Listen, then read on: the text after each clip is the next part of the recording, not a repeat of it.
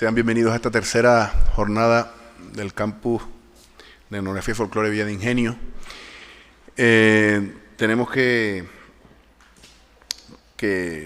valorar, como estamos haciendo, pues muy positivamente lo que está sucediendo en estas jornadas, y estoy seguro que todas las experiencias previas se seguirán acrecentando en estas dos jornadas que nos quedan, la de hoy y la de mañana, por la riqueza y variedad de las ponencias, los temas abordados y sin duda alguna por la implicación de los asistentes, que eso también evidentemente ayuda a redondear cualquier jornada académica. Me toca la tarea de moderar las intervenciones de hoy y de presentar a los intervinientes, y crean que no es un tópico ni una frase hecha decir aquello de que es un verdadero honor y placer por la admiración que siento hacia ellos, tanto al profesor Manuel Lobo Cabrera, que intervendrá a continuación, como al profesor Antonio Ramos Gordillo, que lo hará una vez que finalice su intervención el profesor Lobo Cabrera. Son dos personas a las que uno admira desde la casa en la que trabajamos y compartimos por su extraordinaria labor visible no solamente en el plano docente e investigador, sino también en la gestión. Evidentemente no se nos esconde que el profesor Lobo Cabrera, en este caso, además de su dilatada trayectoria como docente e investigador, pues ha compaginado esa carrera con una carrera de gestión entre la que se incluye como cargo superior el de rector de nuestra Universidad de Las Palmas de Gran Canaria. A eso, pues, catedrático de Historia Moderna, y ha dedicado pues a desentrañar la historia de nuestras islas, innumerables artículos, innumerables libros que forman parte, pues, de lecturas obligatorias para los especialistas en esta disciplina de la que, como digo, es catedrático. Y yo me atrevería a decir, entrando quizás en un territorio menos protocolario de las presentaciones, que nos ayudan a desentrañar esa historia tan desconocida para el común de los canarios, que es la propia historia canaria, ¿no? Siempre me gusta repetir una frase del intelectual Juan Manuel Trujillo, que decía aquello de: Canarias ignora e ignora que se ignora, lo cual es un doble lastre. Y me da la impresión de que con ponencias como la de hoy, pero que no son más que el fruto del trabajo de tantos años investigando y escudriñando lo que hemos sido, pues nos demuestra la profusa labor del profesor Lobo Cabrera, que, como digo, además, pues no solamente ha sido cargo directivo en nuestra Universidad de Las Palmas de Gran Canaria, sino también en la Universidad de La Laguna. Esta semana también hemos tenido una ponencia sobre la Academia Canaria de la Lengua, que es una de las academias a la que pertenece como académico de número el profesor Lobo Cabrera, y, como digo, tenemos el alto honor de que hoy sea él el primer interviniente de esta tercera jornada para hablarnos del ingenio en Canarias. Muchísimas gracias. Bien, buenas tardes a todos y muchas gracias por su presencia. También quiero agradecer a la organización la invitación que se me ha hecho para estar aquí con todos ustedes, porque una de las cosas importantes que tienen que ver es la divulgación de nuestra historia. Yo lo que voy a intentar, indudablemente, perdona que estoy buscando una pastilla porque estoy medio afónico. Lo que intento es un poco divulgar y dar a conocer algunos aspectos que tienen que ver directamente con el pueblo en el que ustedes habitan. Si se dan cuenta, la toponimia de Gran Canaria es un elemento referente para poder conocer justamente por qué los europeos, cuando llegan a las islas, van nominando los diferentes lugares en los cuales se van asentando. Hay lugares en Gran Canaria que tienen o siguen manteniendo nombres indígenas. Hay otros lugares que se refieren a personajes que tuvieron una importancia en un momento determinado, como por ejemplo Bandama, un mercader flamenco que tenía propiedades en la caldera que lleva el nombre de él. En el caso, por ejemplo, del sur, tenemos Juan Grande, un indígena que recorría aquella zona con su ganado. Hay otros nombres que tienen que ver con actividades económicas. Y este justamente es el nombre del pueblo en el que ustedes viven, Ingenio. Se llama así, porque justamente en esta zona se establece un ingenio azucarero, con lo cual, mirándolo desde la villa episcopal de Agüime, pues cuando se miraba hacia el otro lado del barranco se decía hacia el ingenio, y de ahí pues ha quedado el nombre registrado en la toponimia insular. En el fondo, Ingenio la palabra ingenio tiene muchas denominaciones, pero una de ellas significa máquina o aparato mecánico. De ahí deriva su aplicación a los molinos de caña de azúcar que usaban la fuerza motriz del agua. ¿Cómo llega el azúcar a Canarias? Y cómo indudablemente desde el sur hasta Agaete se van repartiendo caña y se van cultivando de caña, pues todas las tierras que nos encontramos en esta zona, pues normalmente porque el azúcar era un producto que se hizo notable y necesario en el siglo XV, desde antes, pero sobre todo en el XV y en el XVI, para conservar la fruta. Había modos y medios para conservar la carne y para conservar el pescado, como era a través de la sal o a través de las especies. Pero Europa, y sobre todo la Europa del Norte, tenía, digamos, un periodo en aquellos momentos donde la producción frutícola era en un espacio corto, con lo cual había que conservarla para poder comer fruta todo el año, y el medio para conservarla era el azúcar. El azúcar permitía conservar la fruta en almíbar, como hoy nos la comemos, o hacer también con el azúcar y la fruta, pues conserva o confitura. Esa es la importancia que tenía el azúcar en aquellos momentos. Bien, el azúcar era muy demandada entonces en Europa, por lo tanto, cuando se acaba de conquistar la isla de Gran Canaria, lo primero que se preocupan los conquistadores es justamente de abastecer a la población. A la población se abastecía preferentemente con dos elementos, el trigo y el vino. Pero era necesario producir un cultivo que nos permitiera tener una balanza de pago favorable y a cambio de lo que se obtuviera por ese cultivo, importar todo aquello que las islas necesitaban.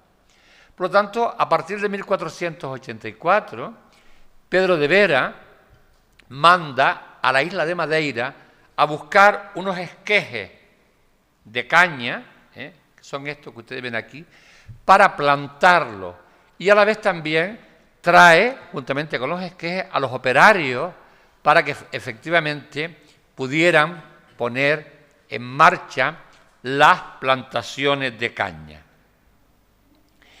El origen de la caña de azúcar es un origen que está en Asia, en Nueva Guinea, y desde ahí se traslada directamente hacia la India, donde se domestica, es decir, se hace un cultivo de carácter doméstico, y a partir desde la India comienza su recorrido por todo el Mediterráneo, es decir, Chipre, el sur de Italia, Valencia, las joyas granadinas, hasta que finalmente llega al Atlántico.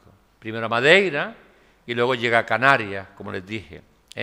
Pedro de Vera, por lo tanto, la envía a buscarla, y cuando comienzan los repartos de tierra entre los conquistadores y los pobladores, una de las funciones que les impone es que cuando reparten tierra les obliga a que tienen que plantarla de determinados artículos. Y entre esos artículos obligaba a que determinadas tierras, aquellas que podían ser regadas, se tenían que plantar de caña para producir azúcar. Aquí tenemos que el sistema se impone en Canarias, claro, porque la caña se trae, pero para que la caña se traiga y pueda producir azúcar, eran necesarias unas condiciones determinadas, es decir, no todos los productos se dan en un lugar determinado. La caña sí se da en Canarias porque Canarias reunía tres requisitos: buen clima, puesto que las cañas necesitan sol, necesitan humedad; en segundo lugar, abundancia de agua para regarla; y en tercer lugar, que hubiese mucha leña y mucha madera para poder conseguir que el líquido que se obtenía de las cañas al final se solidificara hasta constituir lo que conocemos como el pan de azúcar. Si se dan cuenta, en el mapa de Gran Canaria veremos que desde Tirajana, donde había también un ingenio azucarero, hay un topónimo en el barranco de Tirajana que se llama Ingenio, cerca de Santa Lucía, En segundo lugar, tenemos este ingenio también, y luego se extiende por toda la zona de las cuencas, la cuenca de Telde, de la Vega Mayor de Telde, por los límites del barranco de Guiniguada, y luego por Tenoya, Aruca, Firga, Moya, Guía, Gáldar y Agaete. Esta zona, o sea, que parte desde Las Palmas hasta el norte y también hacia el sureste, pues va a estar plantado de caña. Los que son más o menos de mi edad recordarán que esa misma zona, cuando éramos jóvenes, también que estaba cubierta de verde, pero en vez de cañas eran plataneras. Bueno, por lo tanto es la zona costera, la zona donde puede ser regada con facilidad, porque las aguas del interior pues llegan directamente hacia la zona costera, ya que la caña era un producto, un artículo, un cultivo bastante exigente en agua. Bien, tenemos la caña aquí, y la caña, una vez que está en la isla, necesita dos elementos, un elemento agrario, agrícola, y un elemento industrial. El agrícola es la plantación, donde justamente se ponen las cañas a cultivar, y en otro lugar está el ingenio, es decir, la industria, la dependencia. Bien, pues esos sitios donde se implantan las explotaciones, las plantaciones, fueron lugares donde se llegaron a convivir en torno a 100 personas. Si daban ese grupo humano, pues dio lugar al nacimiento de pueblos y al nacimiento de parroquias. Por eso dio lugar al nacimiento justamente de este pueblo. En otros casos se crearon parroquias, como fue en Aruca, como fue en Moya o como fue en Agaete, donde las parroquias justamente se crearon en función de los establecimientos azucareros. Por lo tanto, lo que era el entorno de la plantación y del ingenio era un microcosmo donde había diversas instalaciones para atender a esta población. Hoy nos parece poco, pero en aquellos momentos 100 personas era una población importante para la creación de un pueblo o de una parroquia. Pues en esas instalaciones había hornos, había molinos para hacer pan y para alimentar a la población que vivía en el ingenio, había carpinteros, casas de rengleras que eran como si fueran lo que conocemos nosotros hoy como las cuarterías, la casa del mayordomo, de los hacendados, etc. Y en ese lugar, en ese microcosmo, se organizaba el trabajo en cadena, como veremos, donde uno acababa, comenzaba la actividad del siguiente oficial. Estas son algunas recreaciones de algún tipo de ingenios azucareros de la zona del Caribe y de Brasil, pero que los nuestros pues eran más o menos parecidos.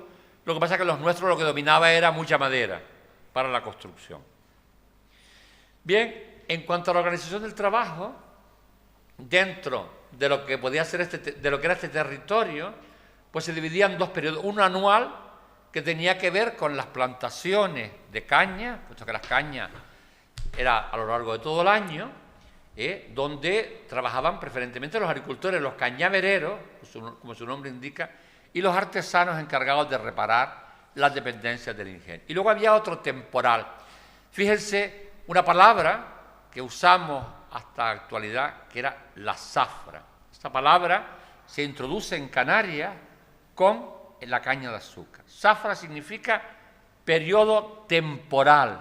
La zafra de la caña duraba de diciembre a junio, igual que la del tomate, pues dura más o menos de septiembre, de octubre, pues hasta abril, es decir, un periodo.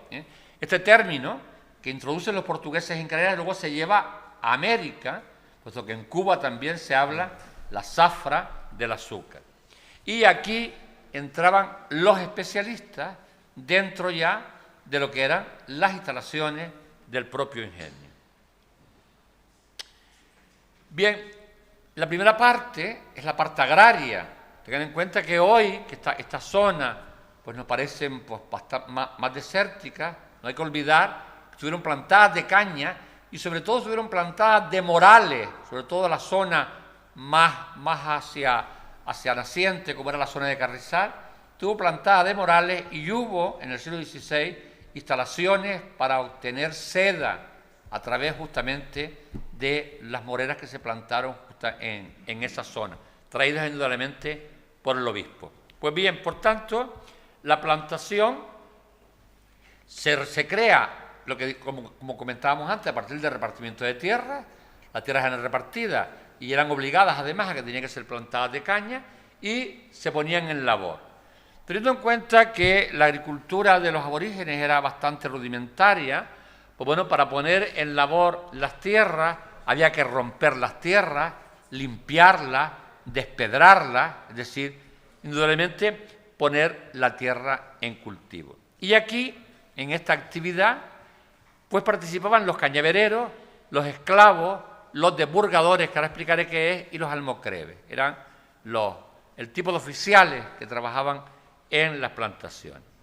Había dos fases dentro de ello. Primero estaba el cultivo, era un sembrado a base de esquejes, como los que comentábamos antes. Si ustedes han visto una caña, verán que la caña tiene una serie de nudos, ¿no? Pues había que partir cada 3 nudos, de tal manera que el de en medio era el que quedaba enterrado para que a partir de ahí, pues el esqueje pegara y pudiera fructificar.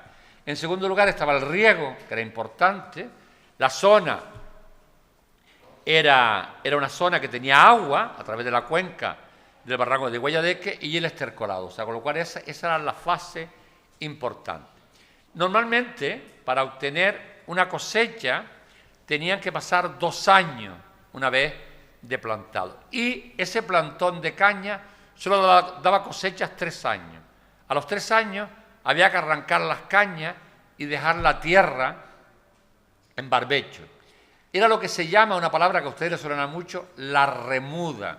El barrio de la Remuda debe justamente su nombre también a la actividad azucarera. Era una de las zonas donde se dejaban descansar las tierras y se planteaba, eso se llamaba remudar, ¿no? Por lo tanto, esa era otra de las actividades. Pues bien, a continuación, llegada cuando estaban las cañas en sazón, es decir, estaban gordas y altas para poder tener buen jugo, eran cortadas. Y una vez cortadas, se hacían haces y se llevaban al molino, donde una vez se preparaban las cañas, se cortaban y se obtenía el caldo. Vamos a ir viendo poquito a poco cada uno de estos procesos. Bien, aquí tienen ustedes más o menos cómo era una plantación de caña. Los surcos eran amplios. Si ustedes les recuerden bastante a los de las plataneras, porque estos surcos donde se plantaban las cañas, los plantones, se regaban a manta. Los que son de una edad determinada saben lo que significa regar a manta, es llenar todo eso de agua para que tuviera humedad y mantener durante un tiempo, porque el riego había que hacerse cada 15 días. Por lo tanto, se dividían los surcos, se regaba, se plantaban las colas, que siempre debían estar inclinadas hacia el nacimiento del sol, para que realmente cogiesen pues, más fuerza. Y se regaban de 10 en 10 días, luego se labraba para quitarle la hierba y se estercolaba. Aquí tenemos las cañas en sazón, después de 2 años, como les dije antes, preparadas justamente para el corte. El corte se producía aproximadamente, y aquí tenemos una fiesta que tiene mucha tradición, que llamamos la fiesta de la caña dulce, porque el corte se comenzaba por la fiesta de la caña dulce. Es decir, el 8 de diciembre comenzaban las cañas a cortarse para llevarlas al ingenio. ¿Quiénes eran las personas encargadas? No podía ser cualquiera. Eran cañavereros, eran unos personajes especializados en el cultivo de la caña, por eso se hacían contratos llamados de guarda y cura. No solamente había que guardar las cañas, había que curarlas, porque las cañas eran apetecidas por los ratones y por los gusanos, por lo cual había que echar arsénico para los gusanos y poner trampas para los ratones, porque si la caña era comida en el pie, no crecía, y además si comía cuando ya estaba, si era picada cuando estaba grande, pues se perdía también la caña.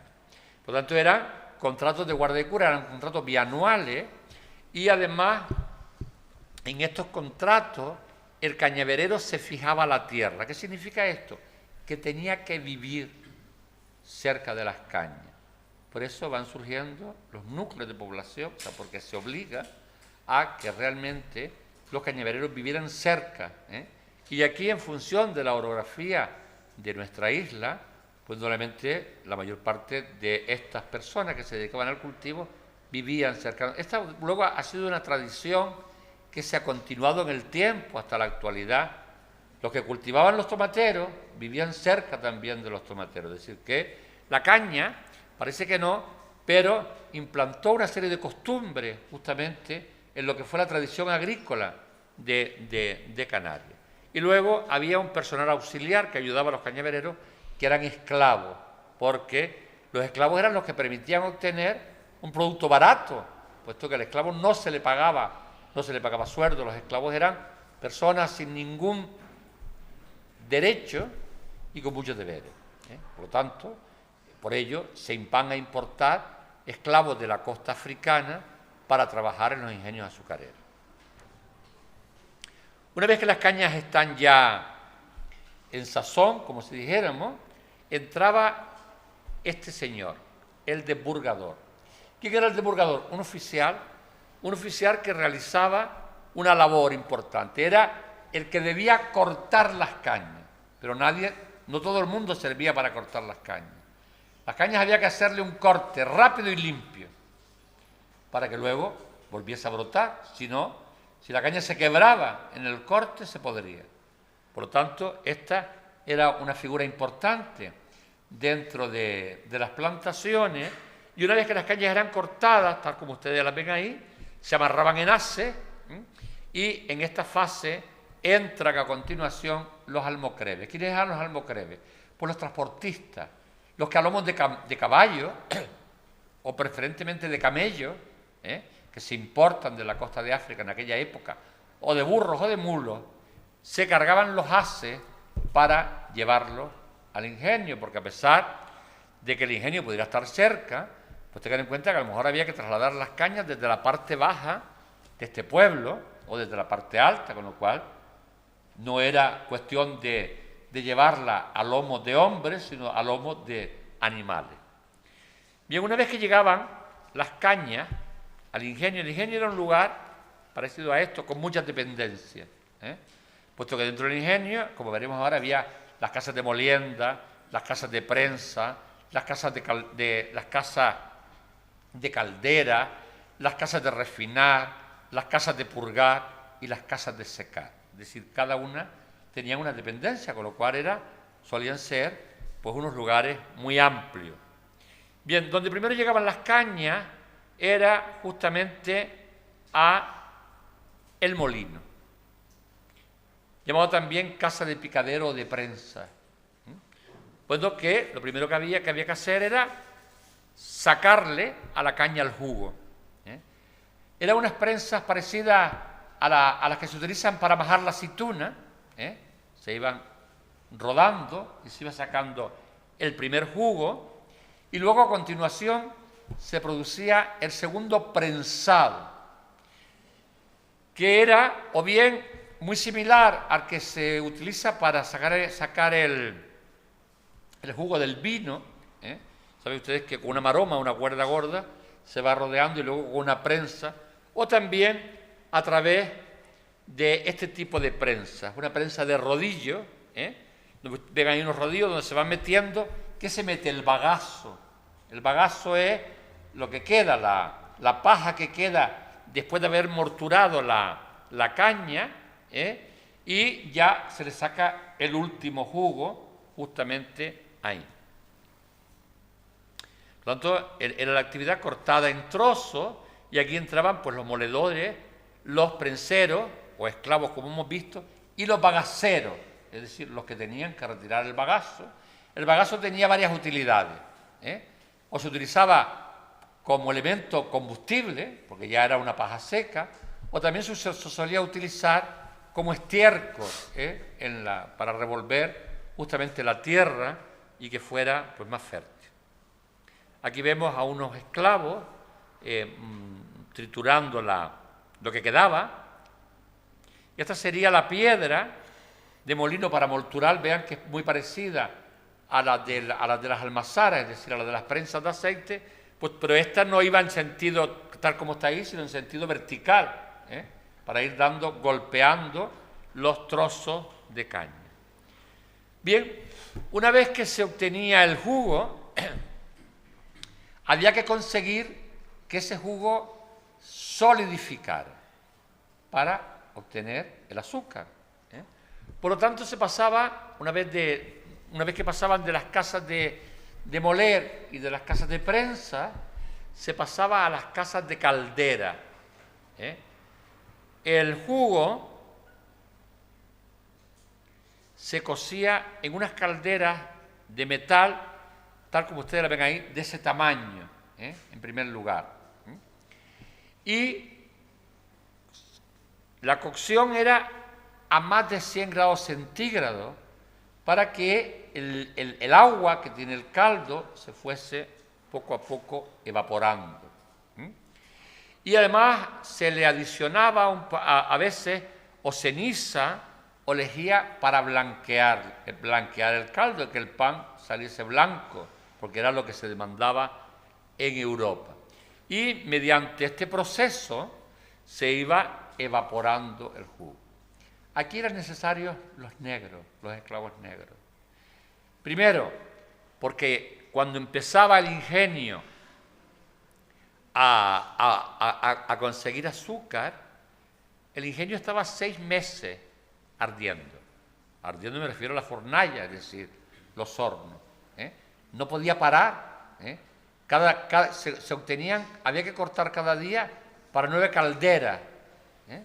Y entonces los esclavos negros, al parecer por las características de su piel, resistían mejor las altas temperaturas. Había que estar permanentemente removiendo el caldo. Si alguien ha intentado alguna vez hacer carapiñada, se da cuenta que si el azúcar no se revuelve, se quema. Por lo tanto, había que estar continuamente removiendo el caldo a medida que iba evaporando. Y cuando se evaporaba en estas grandes calderas, aquí vean las dependencias, vean el molino aquí detrás, veanla, pues se pasaba a un tipo de calderos más pequeños que reciben el nombre de tacho, o recibían el nombre de tacho, que ustedes lo ven ahí en la diapositiva, en el lado de allá, vean que ya son unos calderos más pequeños, ¿no?, donde se seguía con el sistema de solidificación y se solían utilizar este tipo de fornalla, 5 huecos, sobre cada hueco una caldera, y todas tenían que arder a la misma vez. Esto se llenaba de leña, por aquí se le pegaba fuego y esta era la chimenea. Con lo cual nos encontramos que había 5 calderas continuamente hirviendo, para ir poco a poco evaporando el propio caldo. Una vez que el jugo se iba solidificando, el siguiente proceso eran lo que se llaman las casas de purgar. El caldo se iba vertiendo en unos recipientes de barro que se llaman formas. Si ustedes van al centro de interpretación que hay en Guayadeque, verán que hay unos panes, bien, que esa era la forma de las formas. Eran unos recipientes de barro cocido, tenían en la punta inferior un orificio que se tapaba con barro y en ese orificio se vertía el caldo. Cuando ese caldo ya comenzaba a solidificar, se quitaba el barro que tenía en el orificio y se colocaban sobre unos andamios llenos de agujeros, o sea, colocarlos por la propia forma, y debajo se ponían unos recipientes para que fuera destilando la miel que todavía le quedara al pan. Para ayudar a destilar la miel, en lo que es la base de la forma, se solía colocar arcilla húmeda arcilla mojada, para que esa humedad fuera ayudando a desprender la miel y al final conseguir un verdadero pan de azúcar, puesto que el pan pesaba aproximadamente 5,5 kilos. Y luego ya se pasaba, digamos, a las casas de refinar, donde iba produciéndose justamente esta destilación. Aquí lo ven una forma, tiene forma de cono invertido, y ven debajo un recipiente, ¿no? Ahí verán que eso va desprendiendo esa miel que va poquito a poco descendiendo, y allí ven las formas de azúcar obtenidas, los panes obtenidos de aquella forma. Normalmente en Canarias, el tipo de forma que se utilizaba, bueno, aquí vemos a los esclavos en las calderas, el tipo de formas de Canarias eran parecidas a esta, según se han encontrado, por ejemplo, en algunos yacimientos, por ejemplo, en el ingenio de Agaete, que se descubrió hace un par de años, se encontraron formas de este tipo. Estas formas eran de origen portugués, se traían de Aveiro, en la costa portuguesa, y nutrían pues realmente a todos los ingenios de la isla. Una vez secado, una vez obtenido que el pan de azúcar se había purgado lo suficiente, se desprendía el pan del recipiente de barro, y pasaban a otras casas, que eran las casas de secado. Solían ser normalmente unas casas de alto y bajo, con un balcón que diese a la sombra, para poner allí los panes de azúcar y que acabaran secándose, digamos, como decimos nosotros, oreándose en función del aire. Y una vez llegado a este proceso, los panes eran empapelados, empaquetados y almacenados. Pero era muy importante para la sociedad del momento y para el gobierno de la isla y para los productores, que el azúcar fuera de la máxima calidad. Por ello antes de empapelar el pan de azúcar, entraba en funcionamiento un funcionario público conocido con el nombre de lealdador. Este funcionario llevaba un martillito, iba acompañado por un regidor, lo que hoy sería un concejal, y llevaba un martillito a cada ingenio cuando se le requería su presencia. Si le daba golpes al pan y no se rompía, el pan estaba ya dispuesto para poder ser exportado. Pero si el pan de azúcar se rompía, no podía ser exportado. Es lo que se llama en algunos sitios de América el papelón, que es el azúcar roto que utilizan los niños. También se aprovechaba de las calderas, cuando se acababa la cocción. Otra cosa que se utilizaba era una cosa que nosotros conocemos hoy como rapadura, pero que su nombre indica raspaduras, es decir, lo que se raspaba. Como cuando nuestras madres hacían los queques, nosotros nos comíamos las raspas que quedaban en el caldero, pues lo mismo, ¿no? Es decir, esas raspaduras se metían en unos recipientes pequeños para los niños, que es lo que luego ha llegado hasta la actualidad como rapaduras, pero ese es el origen primigenio del propio nombre. Bueno, una vez se empapelaban, se metían en cajas que pesaban aproximadamente 16 arrobas. Cada arroba pesa 10,5 kilos, con lo cual cada caja pesaba 160 kilos de azúcar. ¿Y qué se hacía con este azúcar? Pues este azúcar salía en dirección a los principales mercados europeos. De hecho, fue tanta la importancia de la calidad del azúcar canario que el azúcar de las islas pues llegó a Flandes, a Francia, a la península ibérica, cómo no, y también a los puertos genoveses, a los puertos italianos. Pero la decadencia del azúcar, aquí vemos por ejemplo una carabela de Canarias llegando a Amberes, donde el burgomaestre de Amberes le da la bienvenida, puesto que Amberes se convirtió en el centro redistribuidor del azúcar canario, un nombre que nuestras islas llegaron a ser conocidas como las Islas del Azúcar. Bien, esta fue una actividad próspera donde Gran Canaria obtuvo una riqueza importante y con ella pues todos sus habitantes, porque se calcula que en la isla de Gran Canaria había 24 ingenios azucareros aproximadamente. Estaba el ingenio de Tirajana, el ingenio de Agüime, que es justamente donde nos encontramos, y luego estaban en Telde, había 3 ingenios azucareros, en Las Palmas había otros 3, el de Tenoya, los 3 de Aruca, los 3 de Galdar y Guía y el de Agaete. Por lo tanto, si hacemos un recuento, era una importante. ¿Por qué decae un producto de tanta importancia, que dio tanta riqueza a las islas y que permitió que las islas fueran conocidas en toda Europa?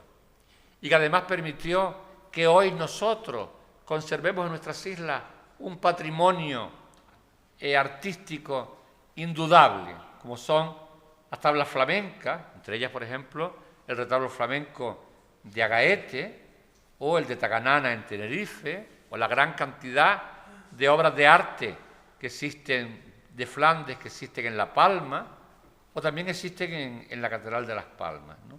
Pues se debió precisamente a 3 factores. En primer lugar, a que la caña agota la tierra. Nuestras islas, indudablemente, tienen una proporción reducida de terreno, con lo cual no había suficiente tierra para hacer las remudas. En segundo lugar, el agua comenzaba a escasear. ¿Y por qué comienza a escasear el agua? Porque los ingenios consumían mucha leña. Los ingenios son los culpables del retroceso de nuestros bosques. Al retroceder los bosques, el agua, usted sabe que en Canarias se produce un fenómeno muy particular, que es lo que conocemos como la lluvia horizontal. Si en determinado momento el alisio se posa, por decirlo de alguna manera, sobre la vegetación y los árboles empiezan a mear, ¿no? Lo habrán observado alguna vez. Y van destilando, y eso va nutriendo la tierra de agua. Por tanto, los ingenios sirvieron para deforestar gran parte de la masa arbórea que tenía la isla de Gran Canaria. Y en tercer lugar, la competencia. Nosotros, los canarios, llevamos la caña y llevamos los ingenios a América, primero a México, y luego a Santo Domingo y a Cuba. Nosotros no podíamos competir con ellos ni en tierra, ni en agua, ni en masa arbórea, y además tampoco podíamos competir con la mano de obra, porque mientras que los ingenios en Canarias mantuvieron mano de obra asalariada con mano de obra esclava, los ingenios del Caribe eran todos con mano de obra esclava. ¿Y esto qué producía? Producía que el azúcar americano y brasileño después fuera muchísimo más económico que el azúcar que se producía en las islas. Por eso, en la segunda mitad del XVI, el azúcar entra en declive y es la primera gran crisis que se conoce en la isla de Gran Canaria, porque era la isla que más terreno había dedicado a las tierras de caña y también al azúcar. Y a partir de ahí pues comenzará un nuevo cultivo en las islas que ya irá por otros derroteros diferentes. Pero esta fue nuestra primera industria y justamente esa industria fue la que le dio nombre al municipio donde hoy nos encontramos. Y nada más, se acabó el espectáculo. Muchas gracias.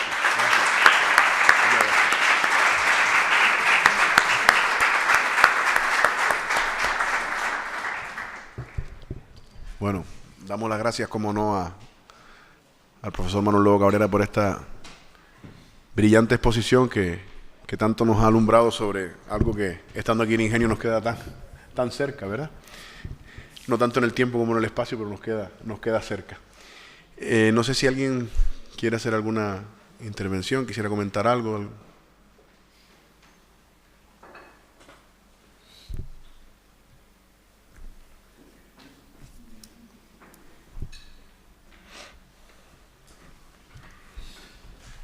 Más que nada es, don Manuel, agradecerte de verdad la exposición que has hecho en un municipio donde nuestro origen etimológico, pues bueno, etimológico y nuestra esencia viene de ahí. Y creo que esta es una charla para guardarla muy bien en nuestros archivos y sobre todo emitirla a través de los centros educativos, porque creo que es una forma de que de verdad los alumnos y las alumnas, la gente joven, sepan de verdad cuál es nuestra esencia. Venimos de ahí proviene nuestro nombre y agradecerte el trabajo y la exposición que has hecho. Eso sencillamente, creo que lo demás ha estado todo muy claro. Todos sabemos que aquí tenemos los molinillos, el sequero, la bagacera, que son todos procedencias etimológicas, bueno, que vienen del mismo. Y no sabía yo lo de la remuda. La verdad que me quedé medio... Siempre se aprende algo nuevo cada día. Hasta yo también, yo sigo aprendiendo. Muchas gracias. Gracias.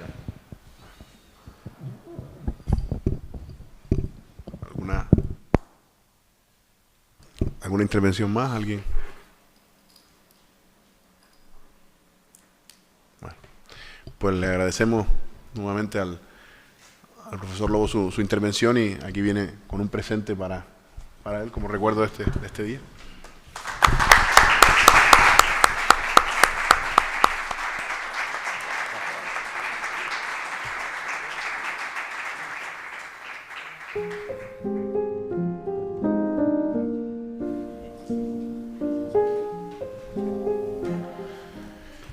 Bueno, proseguimos con esta tercera jornada del campus y si antes les decía que era un verdadero honor poder presentar al profesor Lobo Cabrera, no lo es menos en este caso, porque tengo la infinita fortuna de presentar al profesor Antonio Ramos Gordillo y sería hasta poco edificante para mí que omitiera, además de la admiración personal que siento por él, pues la gran amistad que nos une y la gran admiración que tengo, como digo, hacia su trabajo. Antonio Ramos Gordillo, galdense, orgulloso y orgulloso galdense, las dos cosas, en el buen sentido de la palabra, los dos términos, es profesor de nuestra universidad, profesor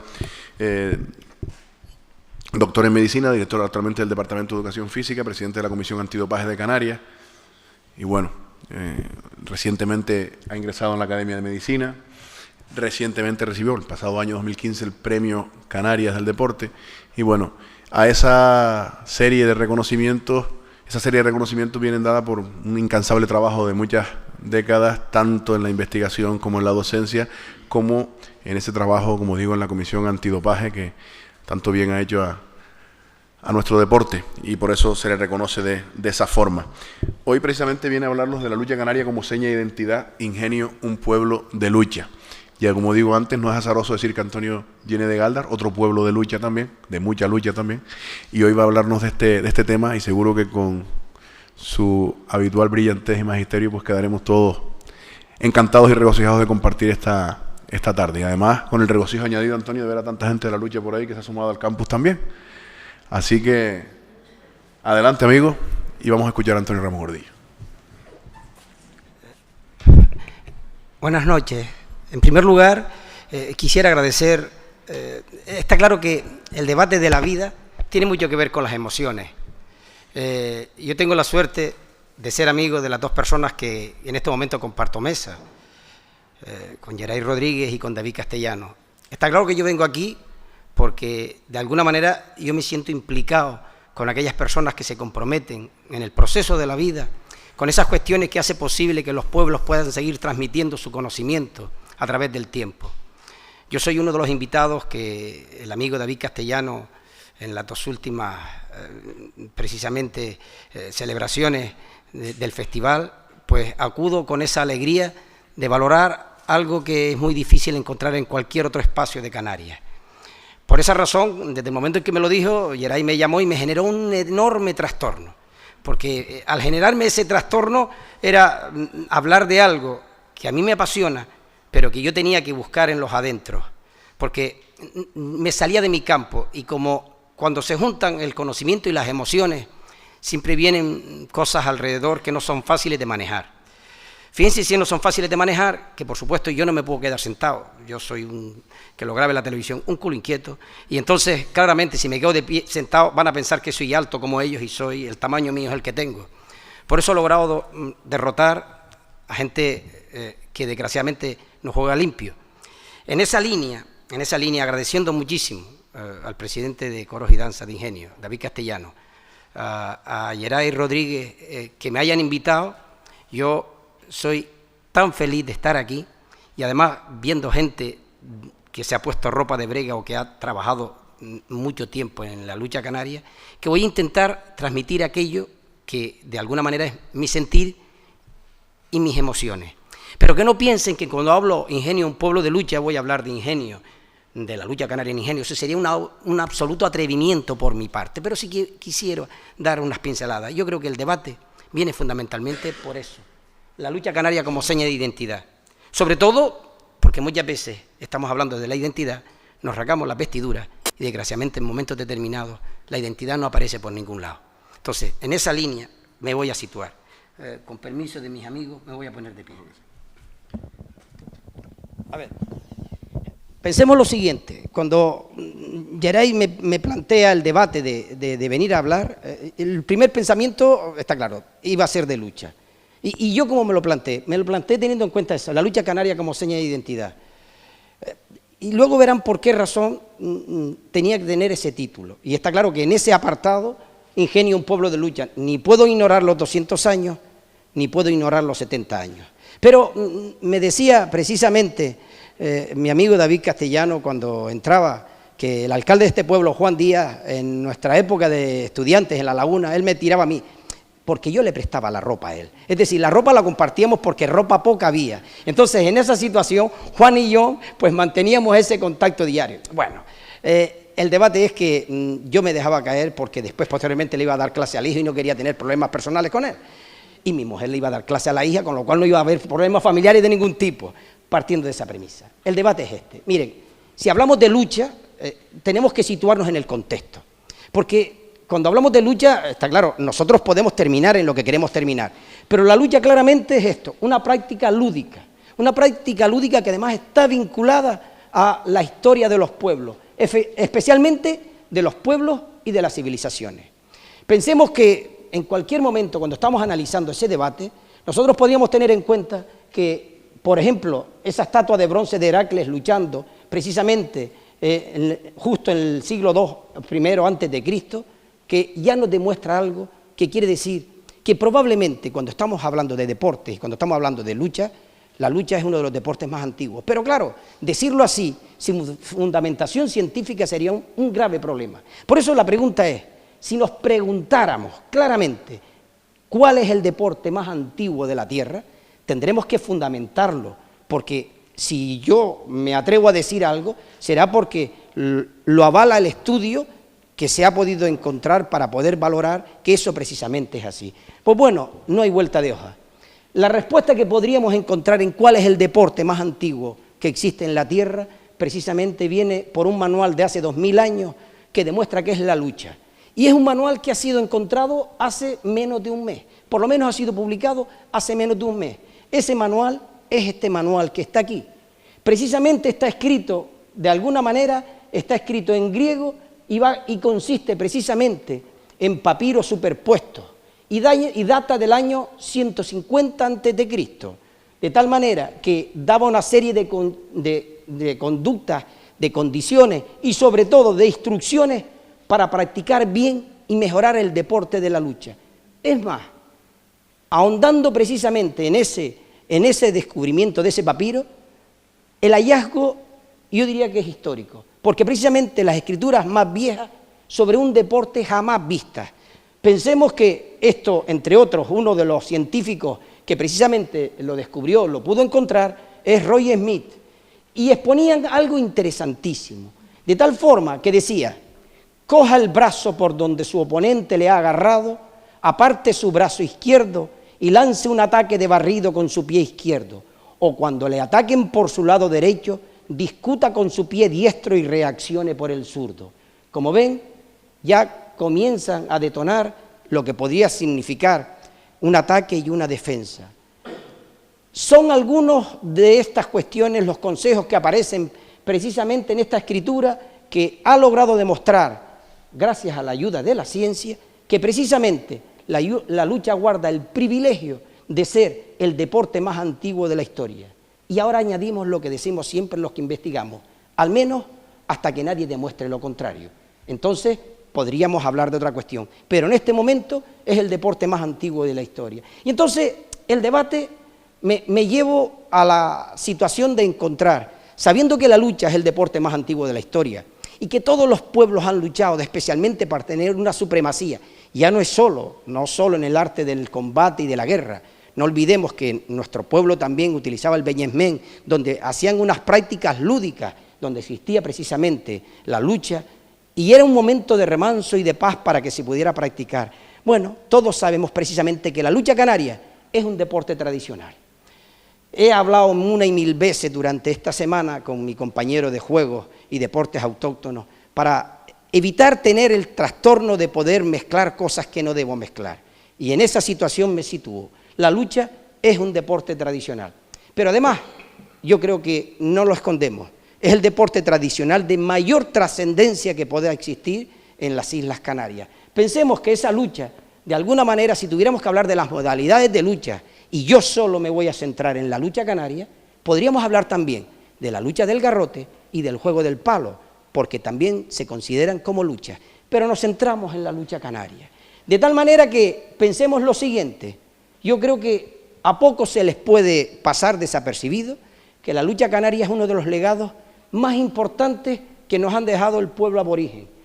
Ha llegado hasta nuestros días, y aún más, sabiendo que es un legado, pensemos que su práctica podría decir que se pierde en el tiempo.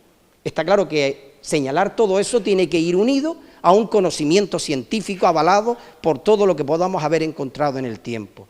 Eso nos lleva precisamente a eso. Piensen ustedes, historiadores, cronistas, escribanos de la conquista de Canarias, todos ellos, sobre todo durante la Corona de Castilla, ya hablaban de la lucha canaria. Y es más, de las características más destacadas del pueblo aborigen. Por tanto, no estamos hablando de algo de ayer, ni algo que se ha inventado por un culto turístico en absoluto. Estamos hablando de una historia que va avalada por el conocimiento de saber que ha trascendido en el tiempo y que el tiempo no se la ha llevado. Y eso nos lleva a practicar precisamente eso, que la lucha canaria podríamos, en poquitas palabras, en tres, caracterizarla por su habilidad, por su estética y por su nobleza.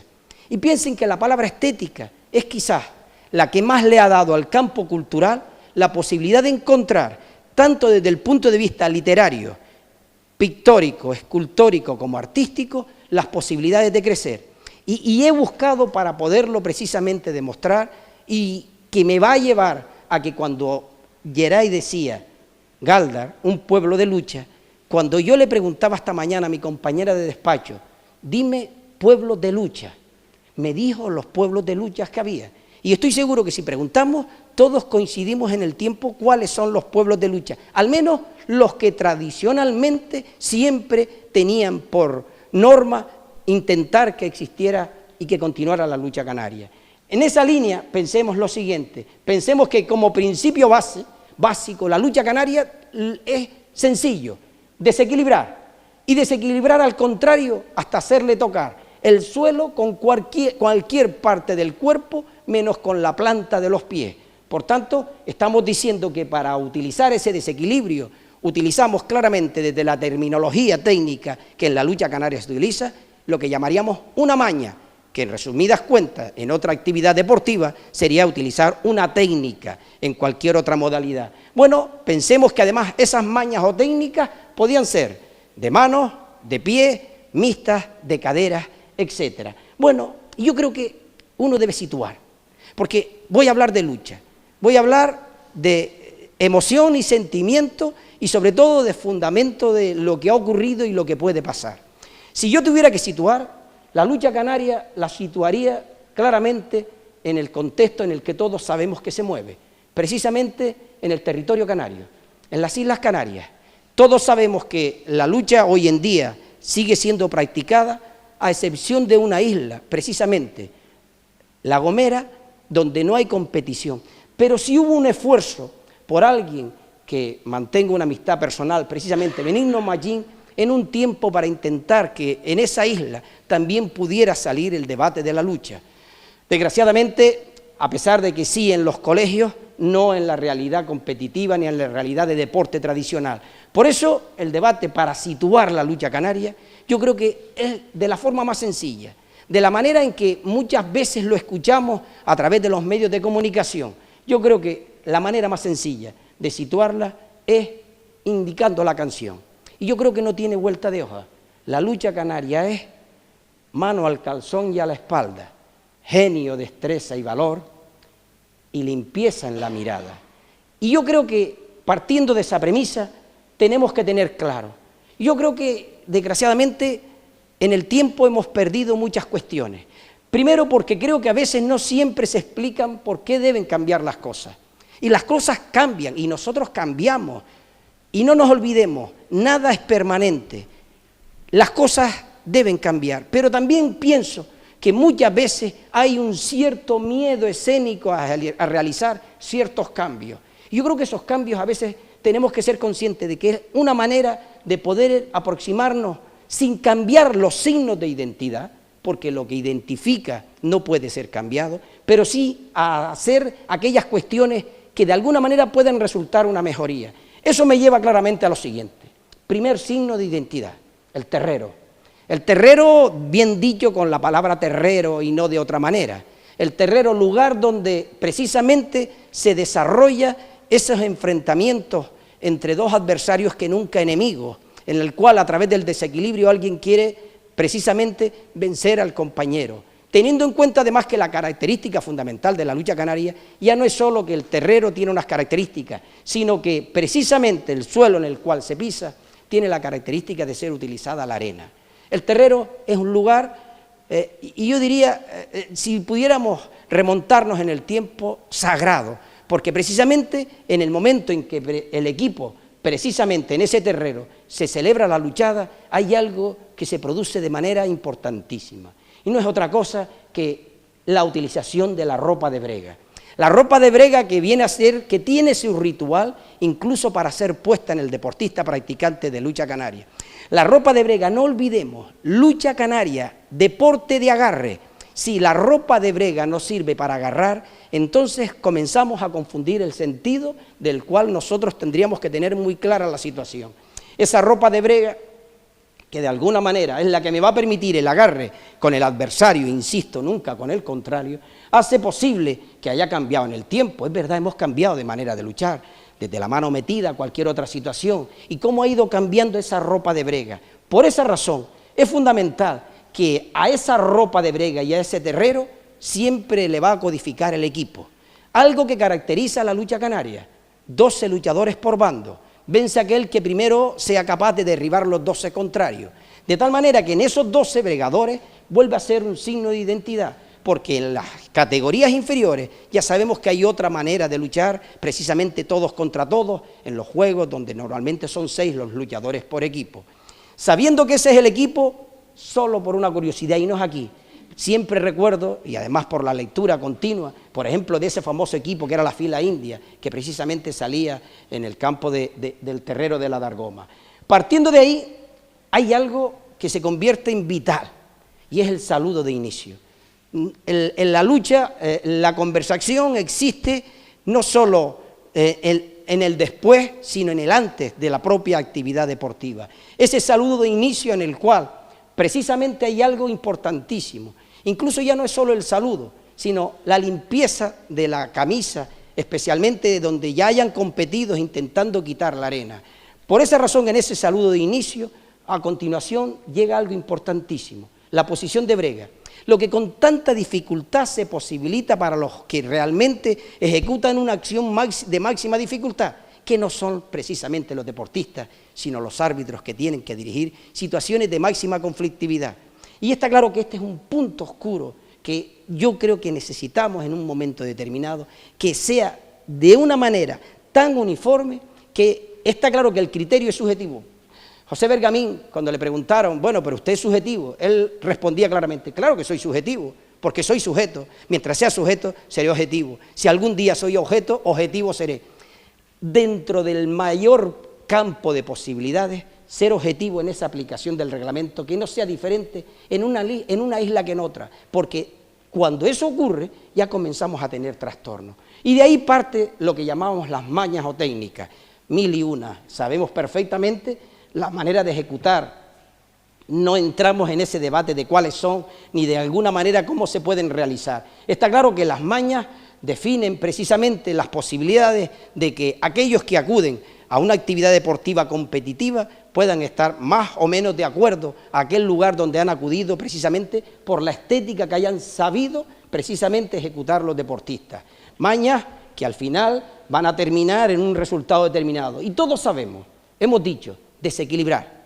Gana quien es capaz de desequilibrar al adversario tocando primero la arena, de una u otra manera. Gana precisamente quien es capaz de desequilibrar. Y en ese desequilibrio lleva la situación de saber quién puede ser el vencedor. Y eso hace posible que una vez el vencedor exista, hay algo que en otros deportes quizás sea más difícil ver. Pero no nos olvidemos, todo acto de nobleza en el tiempo se pierde cuando el interés crematístico aumenta o cuando intentan aumentar otro tipo de cuestiones. Por eso el vencedor siempre le da la mano al vencido para levantarlo del terreno. Hay momentos en que ciertas efusividades conducen a situaciones que comienzan a ser un poco incomprendidas dentro de lo que significa precisamente habilidad, estética y nobleza. Así que el debate es ese. Entramos y salimos de un terreno, lugar donde se desarrolla precisamente el acto donde da lugar a la posibilidad de enfrentarse a dos adversarios, insisto, que nunca enemigos, para que sean capaces de definir. Hay tres cuestiones imprescindibles, de todo lo dicho que es algo, pero que entramos poco a poco en más profundidad. Esas tres cuestiones imprescindibles se convierten, en primer lugar, aunque pueda parecer increíble, en el saludo, vital. El saludo es imprescindible, el mirar a la cara al contrario, en este caso, entendiendo al contrario como aquel que precisamente participa con otro equipo. En segundo lugar, el agarre, porque es un deporte de agarre. Si no hay agarre, es imposible que podamos encontrar ese deporte de lucha. Y en tercer lugar, la posición inicial, que es la de mayor dificultad para que el árbitro sea capaz de iniciar la brega, sea toque de pito, mano a la arena o mano a la espalda en las modalidades que en el tiempo se han podido ejecutar. Esto me debe llevar a lo siguiente. Dije, vuelvo a repetir, la lucha canaria es uno de los legados más importantes que desde el pueblo aborigen ha llegado hasta nuestros días. Yo creo que no podemos tener la menor duda. Pero es que además, pensemos, su práctica decíamos que se puede perder en el tiempo. Y si eso es así, el planteamiento es, las referencias históricas son contundentes. Yo no soy profesional de la historia, pero si quiero documentar lo que he hecho no me queda otro remedio. Está claro que profesional de la historia era el profesor Manuel Lobo, pero pensemos lo que puede ocurrir. Desde Torriani podríamos ver precisamente esto, pero pensemos, cómo ha evolucionado hasta el siglo XIX la lucha canaria. Primero, referencias históricas, la crónica de Alvar García de Santa María. Posteriormente, los cronistas de la conquista de Canarias, Cedeño, Gómez de Seudero. Y los historiadores, Abreu y Galindo, Torriani, Alonso Espinosa, Viera y Clavijo, todos hablaban de la lucha canaria. Y en ese todos hablaban de la lucha canaria, pensemos en algo increíble. Miren, les presento a Antonio de Viana. Antonio de Viana, poeta lagunero, se llamaba realmente Antonio Hernández de Viana, pero había un motivo de cortarle el apellido y colocar el segundo apellido en primer lugar, era muy típico, pero a mí me lo han hecho la naturaleza. Yo soy Antonio Ramos Gordillo, pero muchos me quitan el ramo y me ponen Antonio Gordillo. Soy casi primo de Antonio de Viana. Entonces, partiendo de esa premisa, pensemos lo siguiente. Antonio de Viana, 1578-1650, fue su última partida, su último certificado médico. ¿Por qué su último certificado médico? Porque Antonio de Viana era lagunero, nació en 1578, y precisamente esta imagen que está aquí de Antonio de Viana está situado en el Museo Municipal de Bellas Artes de Santa Cruz de Tenerife. Antonio de Viana era historiador, era médico y era poeta canario. Es más, Antonio de Viana estudió en Sevilla la licenciatura de Medicina y terminó precisamente en 1606. En Sevilla conoció a Lope de Vega y cuando conoció a Lope de Vega introdujo precisamente un soneto en uno de sus libros precisamente que publicó. Entonces es ahí donde conoció a Lope de Vega. Bueno, Antonio de Viana, en ese espacio de irse precisamente a Sevilla, cuando vino posteriormente, se volvió a La Laguna a trabajar. El cabildo le llamó para pagar y al final hubo una situación de dificultad. Vino un año a Gran Canaria, conoció a Cairasco, Bartolomé Cairasco de Figueroa, al poeta, de tal manera que se introdujo precisamente, y en esa situación, Antonio de Viana, dentro de lo que escribió precisamente el poema más famoso de la lucha canaria. Yo lo tenía en audio, pero lo hemos perdido, pero le iba a decir a Geray que lo leyera, pero lo voy a leer yo para no molestarlo. De hecho, el poema venía recitado por el actor canario Antonio Abdo, y el poema de Viana dice así: si camina, salen luego a la lucha dos mancebos, briosos, bien dispuestos y valientes, desnudos, mal revueltos los tamarcos, por bien de honestidad a la cintura, demuestran lucios los nervosos brazos, derechos muslos y vellosas piernas, untados con manteca, porque siendo aislados y apretados con las manos, repalasen, mostrando más su fuerza. Eran los dos gallardos luchadores, el uno Rucadén, otro Caluca. Mídense a brazos, hace firmes presas, garran las uñas en la untada carne y exprimen con los dedos manteca. Los nervios hinchan de los fuertes miembros, ármanse el uno al otro zancadillas, danse enviones vueltas y revueltas, soplan casi gimientos los angélitos, o por mejor decir medio bramando, vierten los secos labios de su boca amarga, espuma de encendida cólera. Afirma Rucadén, el pie siniestro: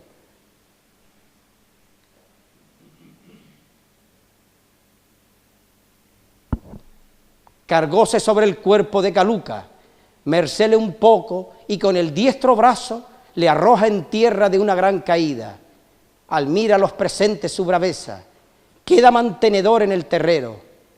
Deja Caluca al vencedor ufano, sálese de la cueva de corrido. Loan a Rucadén, y antes que un punto torre ese resuello, el angustiado aliento se opone a la venganza del vencido. Arico, amigo suyo y su pariente, Rucadén le recibe entre los brazos y con facilidad de maña y fuerza del primer envión lo arroja al suelo. Llega Godeco a la venganza, alivio de Arico, hermano, de pequeño cuerpo, pero de gran valor, fuerzas y brío, diestro en la lucha, señalado en todo, sierva con Rucadén, pártense brazos, muestran sus fuerzas, que cualquier que venza gana debido lauro y premio justo. Andan furiosos y los pies afirman, arraigando las plantas en el suelo. Hacen temblar la tierra si se mueven. Las carnes garran con las fuertes manos, cubre el sudor de los abiertos poros, los mantecosos miembros y la untura, mezclada en él con el calor deshecha.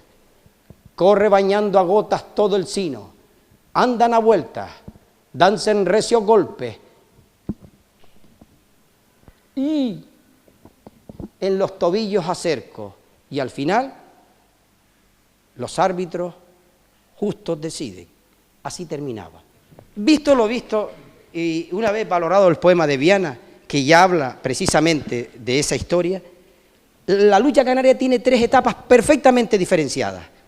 En primer lugar, esas etapas podemos decir que han sido perfectamente definidas por los especialistas e historiadores de la lucha canaria, y la han dividido, como repito, en tres etapas. La primera etapa es lo que llamaríamos la época histórica, y la época histórica precisamente es la primera época, 1420, donde se obtienen las primeras referencias conocidas sobre este deporte. Y piensen, ya se utilizan algunas técnicas que hoy se siguen utilizando y aparecen la figura de los jueces que precisamente venía reflejada a la finalización del poema. En segundo lugar, lo que llamaríamos la época folclórica. En esa época folclórica, justo por el año 1872, se redactó el primer reglamento. No debemos llamar reglamento, porque no cumple el reglamento, pero sí podemos llamar normativa, pero ya es un dato importantísimo, porque nos lleva a decir que convierta este deporte en uno de los más antiguos reglamentados o normativizados, para ser concretos en la palabra y no ahondar en la situación de poder diferenciar reglamento de normativa. Y la tercera época es la institucional, que precisamente en los años 40 del siglo XX se comienza a crear las primeras federaciones provinciales y al principio siempre dependiente de la Federación Española de Lucha y por suerte posteriormente en 1984 se creó la actual federación que está dividida en insular o regional en Canarias.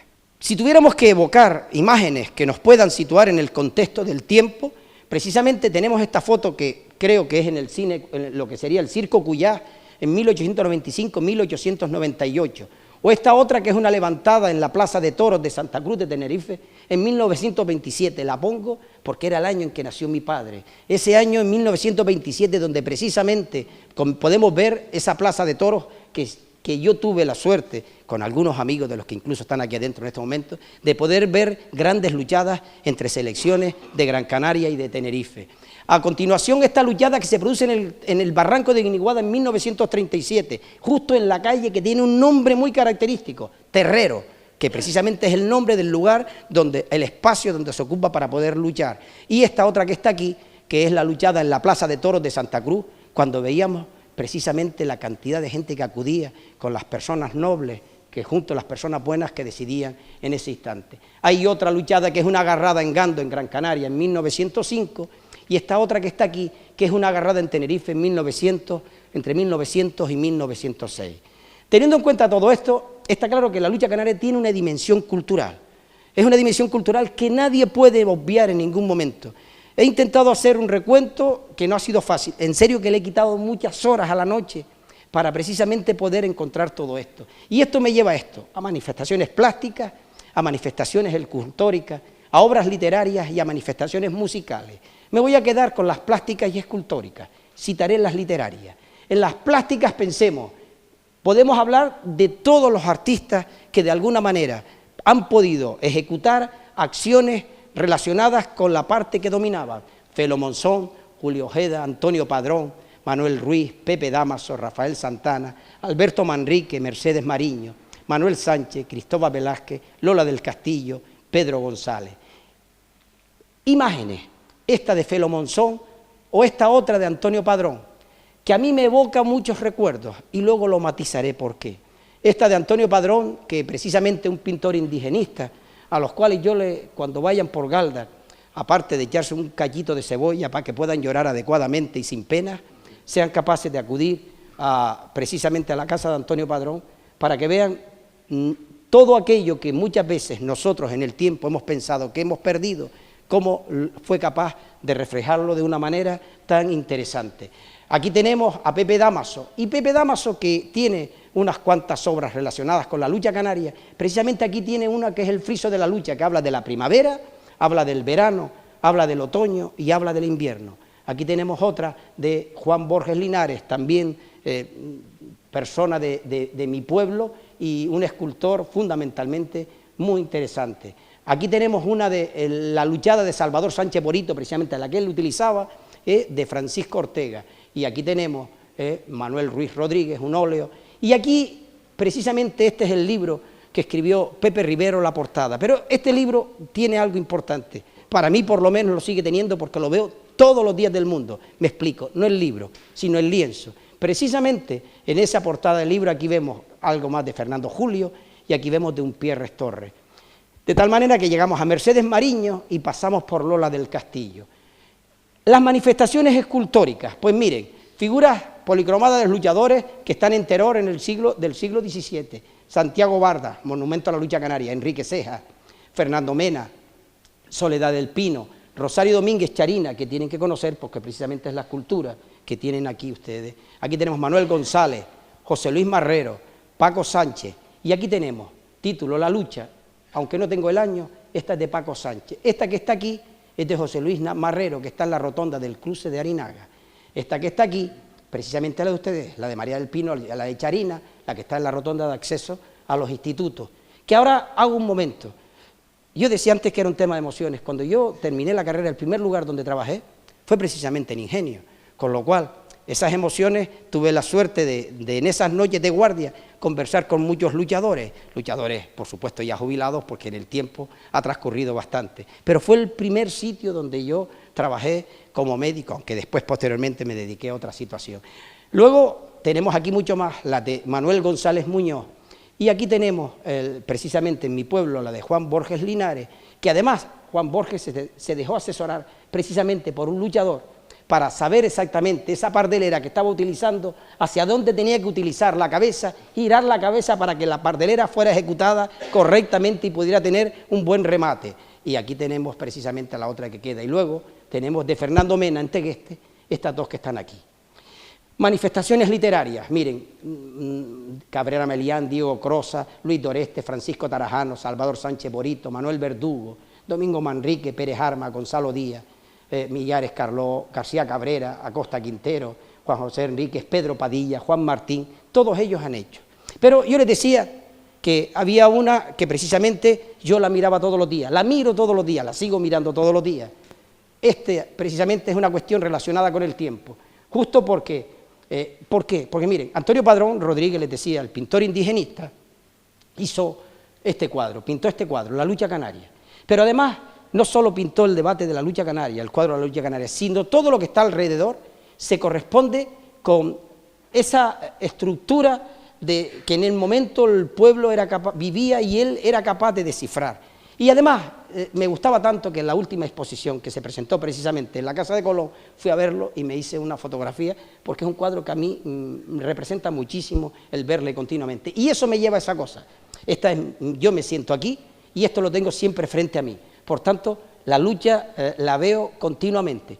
Y el que a veces no acuda a los terreros no quiere decir que la lucha se pase de mis emociones y de mis pensamientos diarios. Por eso el planteamiento viene aquí. Ahí tengo el cuadro precisamente de Alberto Manrique. Y el debate empieza ahora. ¿Hacia dónde caminar?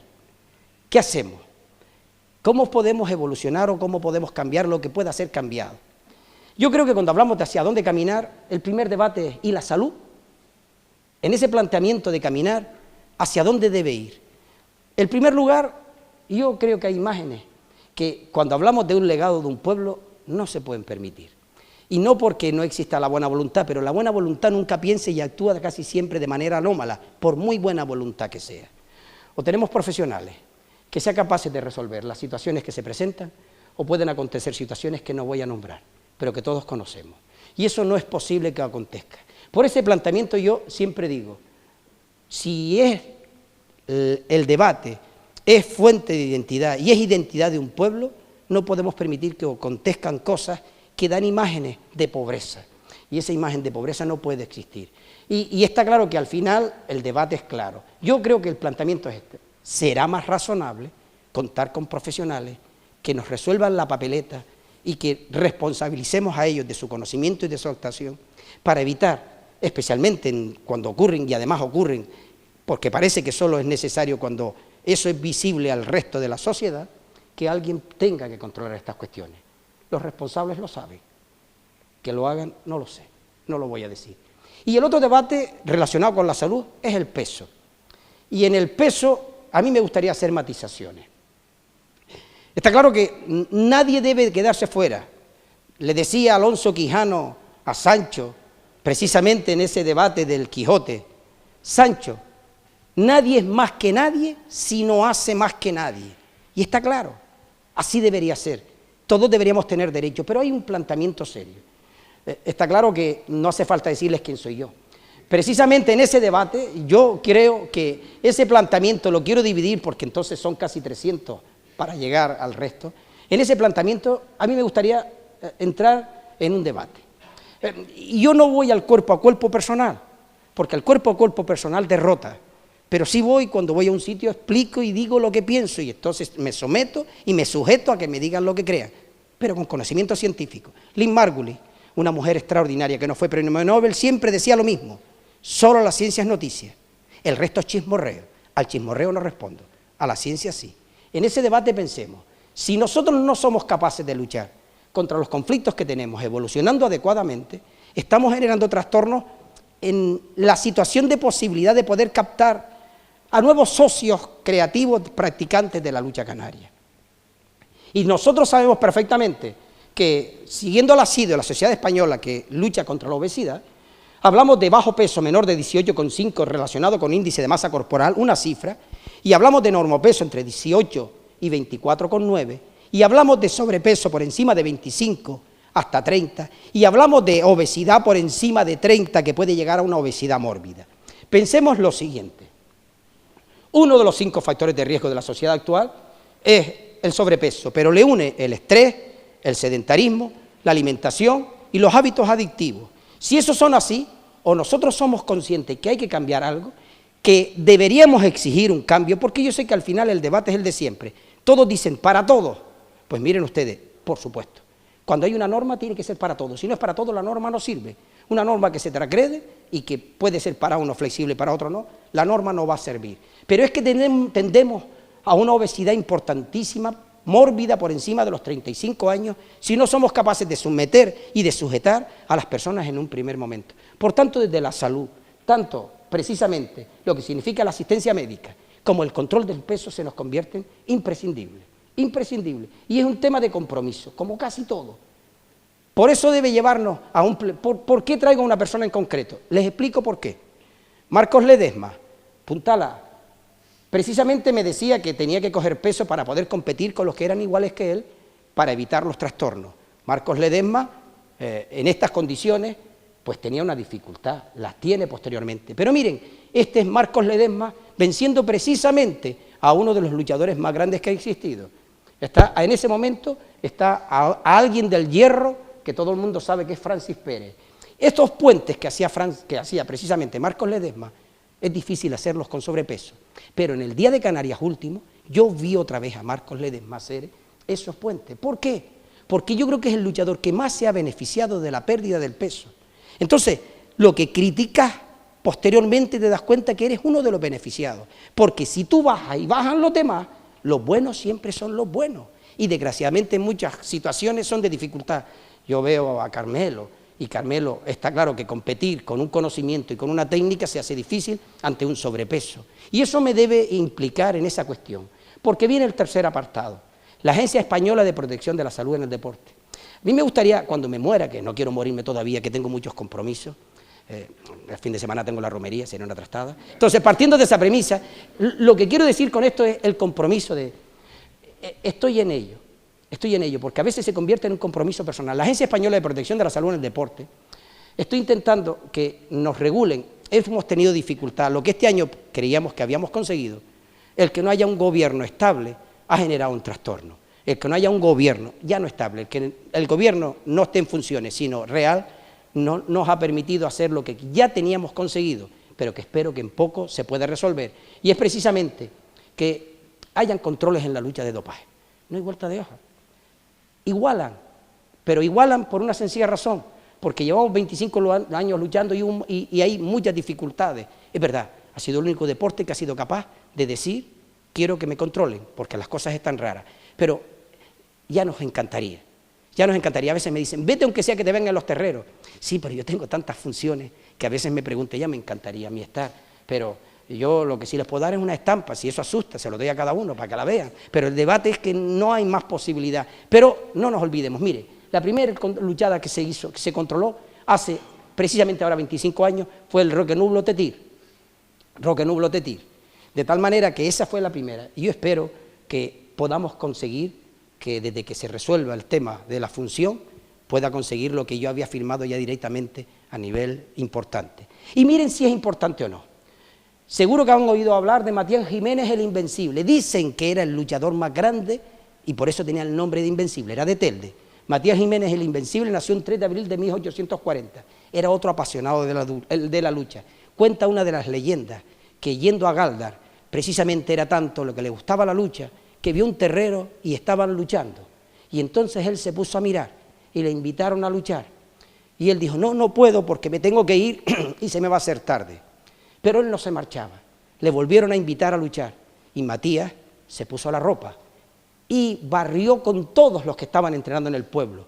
Y el último, precisamente de los que iba a bandear, le dijo, pues va a tener que venir Matías Jiménez el Invencible para poderle ganar a usted. Y él le dijo, Matías Jiménez soy yo. ¿Por qué digo eso? Si era el Invencible, fue capaz, y miren que además de invencible, fue inteligente, de decir esto: agarre noblemente y con lealtad, que en la lucha es de hombre caer, pero deja de ser hombre el que emplea malas artes para vencer. Y eso fue porque precisamente en un enfrentamiento entre Matías Jiménez el Invencible y el Pollo de Tenoya, en la primera el Pollo de Tenoya hizo trampa y le ganó, y posteriormente Matías el Invencible le venció en las 3 siguientes, aunque tuvo una de máxima dificultad. Pero fue capaz de crear esto, insisto: agarre noblemente y con lealtad. No hace falta que sea solamente la ropa de brega, también es la manera de interpretar la ética, que en la lucha es de hombre caer, pero deja de ser hombre el que emplea malas artes para vencer. Así que planteémoslo. En este debate, ¿qué puede hacer también una entidad tan importante que además es la casa en la cual trabajamos, como puede ser la universidad? Pues bueno, yo creo que la universidad también se tiene que comprometer un poco más. Y tiene que comprometerse un poco más, aunque hay gente muy comprometida. Miren, ¿por qué no? Incluso con su edad, el profesor Hernández Moreno es un hombre que siente pasión por la lucha. Aquí está también el amigo Cornelio en el lado contrario, para el sobrepeso. Entonces, teniendo en cuenta todo eso, pensemos que ahora mismo estamos viendo, visualizando qué podemos hacer desde allí, para ver qué puede cambiar o de qué manera podemos mejorar para unar esfuerzos con los que ya lo hacen todos los días. Y eso me lleva a otro planteamiento. Nosotros, desde ese sentido de identidad, no podemos olvidar lo que hemos vivido. Yo tuve la suerte de vivir una época importante de estudiantes, donde yo abandonaba, yo siempre iba a recibir a los equipos y me iba con ellos a las luchadas, a todos los terreros. Muchas veces me tuve que poner la ropa también, o sea que porque faltaba uno y eso siempre ocurría. Pero miren, no podemos olvidarnos precisamente de esos enfrentamientos que posibilitaban que se regule. La lucha tiene que estar regulada, no puede ser que aquí sea de una manera y allá de otra. No hay liga completa, no tiene sentido. Eso no puede ser, porque perdemos precisamente el valor de la identidad y al final no lo valoran exactamente en el nivel que habría que hacerlo. Esas grandes selecciones, bueno, desde ahí tenemos Barbusano, que corresponde aquí a Tenerife, y aquí comenzando con Miguel Ángel, con todos los demás, con Santiago, en fin, un largo etcétera. Y de qué manera el López Ocas, que era el centro fundamental de la lucha en Gran Canaria, igual que lo era la Plaza de Toros en Tenerife, los espectáculos que nosotros podíamos ver en esos días luchísticos. Y eso me lleva a entrar en ese debate. Es verdad, negar que Ingenio es un pueblo de lucha es un absurdo, porque yo le preguntaba a mi compañera, que de lucha no sabe nada, y hoy le preguntaba, dime pueblos de lucha. Y está claro que la suerte de haber empezado, porque el debate es empezar, y empecé hoy y en 70 años tendrás ya. Y cuando yo le preguntaba, precisamente, pueblos de lucha, fíjense, enseguida me lo dijo: Las Palmas de Gran Canaria, Telde, Ingenio, Agüime, Galdar, Guía, Aruca. Han sido siempre pueblos de lucha. Pensemos lo siguiente: de alguna manera, ustedes saben que, y he tomado las fotos porque me vine precisamente a hacer fotos, y además llamé al amigo Fernando, y ese día ya estaba cerrado, y además fue un día que aquí en Ingenio hubo 39 grados. Yo, el tamaño que tengo no es este, yo era más alto, pero ese día me derretí, y entonces en ese problema, ese sábado 29, precisamente de junio de 1946, que se celebraban las fiestas de San Pedro, igual de importantes que precisamente, saben, las fiestas que ustedes tienen de la Candelaria, pues precisamente en ese terrero, el Chiquero.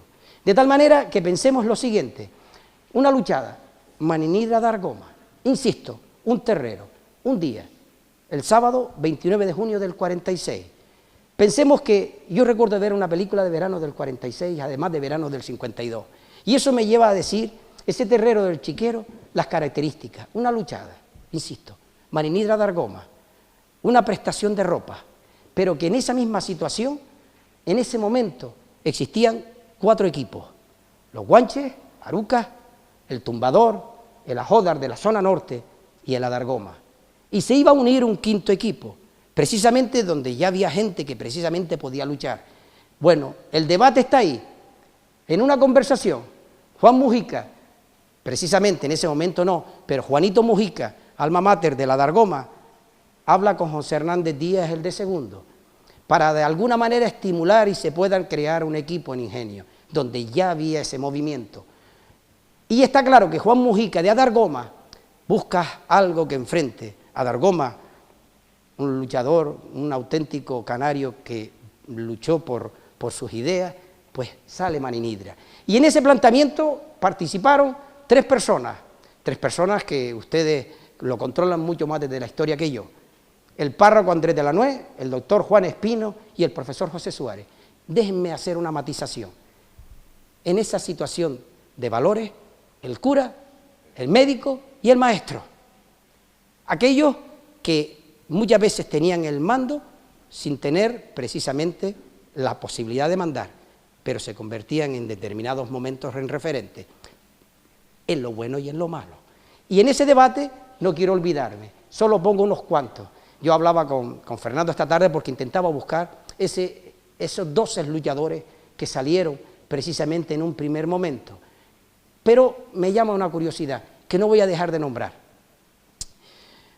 La única vez que Francis Pérez no ganó el trofeo, precisamente Pancho Camurria, cuando se celebraba en distintos lugares, fue en el Hierro, un luchador de ingenio, precisamente el hijo de Juan Hernández Pollo de las Calabazas primero. Recuerdo que yo fui a esa luchada, yo iba con el equipo de Gran Canaria, y recuerdo que le dije, tú vas a tirar, no soy un sajorín, ni utilizo ninguna otra técnica. Recuerdo perfectamente, le dije, hoy te toca tirar a ti, a Francis Pérez. Y dice, ¿y por qué a mí? Digo, porque tú eres el único que lo vas a poder votar. Recuerdo que esa luchada terminó, me parece que fue 12-2, 12-3. Un Calabaza tiró precisamente la última vez que Francis Pérez perdió precisamente lo que sería el trofeo Pancho Camurria.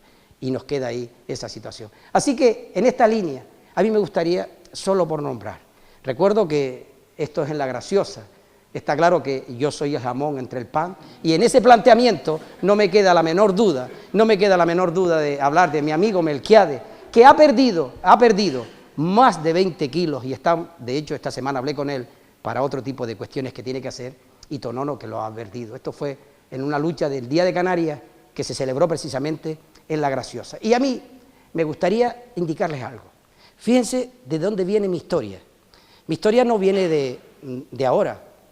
Yo era un niño, salud, yo era un niño que siempre sentí pasión por la lucha. Yo esperaba en la puerta de los terreros para poder entrar con el bolso de los luchadores, igual que hacen con los futbolistas. Lo recuerdo perfectamente. Y busqué, desde que Geray me dijo para venir a dar la conferencia, busqué un recuerdo que yo nunca he perdido, una libreta pequeñita, que además la tengo en mi mesa de noche. Y en esa libreta pequeñita, y qué curioso, Pepe Barranquera está aquí, lo escribo mal, yo no creo, Pepe, que tuviera 4 años, no creo por cómo escribo y los dibujos que hice. Yo hice ese dibujo a los 4 años, y ahí dice, Castro Morales Maninidra, y en el Castro Morales luchaba un Barranquera, que no era él, pero era un Barranquera de la familia, y un Coruña en el Maninidra. Por tanto, ya desde esa época vivo yo la lucha canaria. Si el club de luchas marinidras cumple 70 años y yo tenía 4, pues ya yo hace 55 años que precisamente estoy en la lucha. Y eso me lleva a decir quién era mi ídolo. Yo recuerdo que un día desaparecí de mi casa, me desaparecieron de mi casa, por suerte, con otros sentimientos y emociones que las que desaparecen hoy la gente joven. Mi primo me dijo que si quería ir a la lucha, yo iba siempre con un tío mío a la lucha, y yo le dije que sí, y me sacó de mi casa.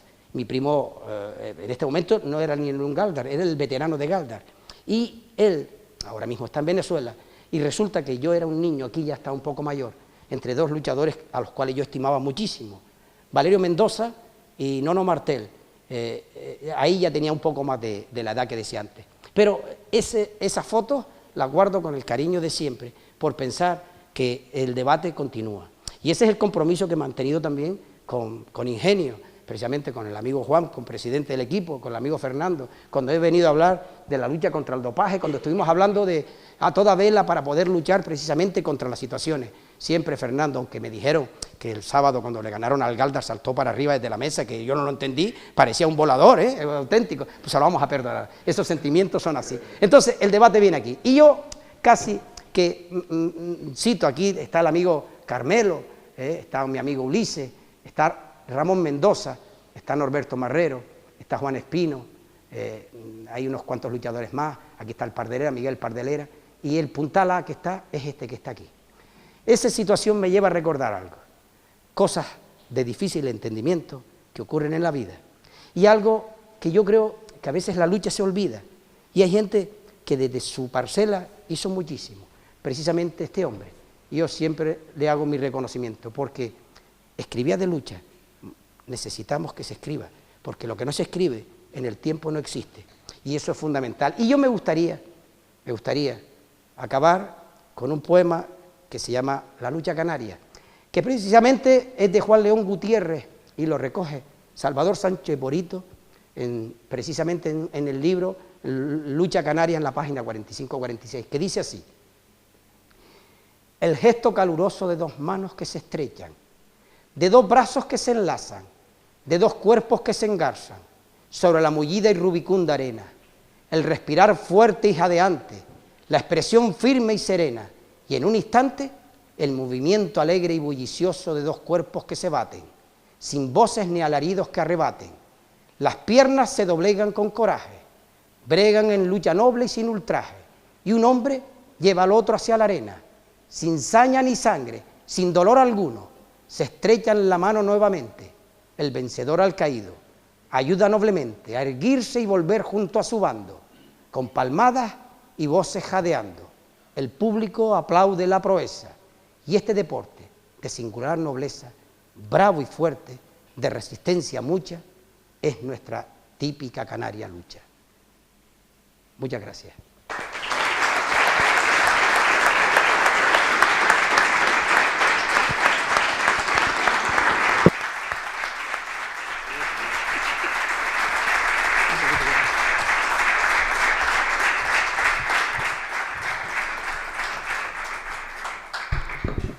Bueno, después de esta fantástica intervención, tenemos que decir que cuando convidamos a Antonio a formar parte del campo no sabíamos cuál iba a ser el resultado de la final. Eso fue antes, o sea, para que veas que no fue con premeditación, ni mucho menos. Anoche me puse a ver todos los vídeos, me acosté muy tarde para ver los vídeos precisamente del campo, de lo que ha ocurrido. Escuché todas las conferencias de los hijos de Ingenio, escuché la extraordinaria conferencia del catedrático de lengua y escuché de los fanes que son de Ingenio, que decía Manuel Pérez y decía Geray. Yo, cuando voy a la lucha, no me importa quién gana. Lo digo en serio, soy de Galdar, pero lo que realmente refleja en la alegría cuando voy a la lucha es poder haber visto que precisamente el movimiento es mucho más importante que el resultado. Y siempre lo he sentido así, por eso nunca he tenido problemas. Así es. Bueno, no sabemos si hay alguna intervención, alguien que quiera comentar algo, preguntar algo. Este es el momento. Yo solo quiero exaltar una cuestión hoy aquí, y es la figura de Ramos Gordillo, que independientemente que no tenía estatura para luchar, ni cuerpo tampoco, pero se suele decir que eres un puntal fuera del terreno y que has logrado muchas cosas para la lucha canaria, como es la salud de los mismos, ¿no? Y yo quería hacer una referencia a lo que salió antes sobre Barranquera. Ponía Barranquera mal escrito y las otras tres escribiste bien. No sé si fue malintencionado, pero no, lo digo por los 4 años que tenía cuando escribía eso. Digo no más que eso, que agradecerte lo que estás defendiendo nuestra lucha canaria y que es la seña de identidad de este pueblo. Nada más que eso. Gracias, Antonio. Gracias a ti, Barranquera. ¿Alguien más quiere hacer alguna intervención? Yo soy solo igual que Eliseo, como los lobos, no, sencillamente agradecerte lo que has hecho esta noche, creo que, vamos, digno de todo elogio, y nada, sencillamente que yo por lo menos me voy con una enorme satisfacción esta noche a la cama. Solo con escucharte y ver la defensa que hace a ultranza de la lucha de trabajo que estás haciendo, como dice Barranquera, eres un punta. Muchas gracias. Gracias, Juan. Bueno, pues aquí podríamos, como Antonio ha hecho varias referencias al tema de su estatura, podemos hacer varias conclusiones, pero una aquí puede ser que el chico ganó, ¿verdad? O sea que estamos todos de acuerdo, ¿no? Bueno, muchas gracias, Antonio. Y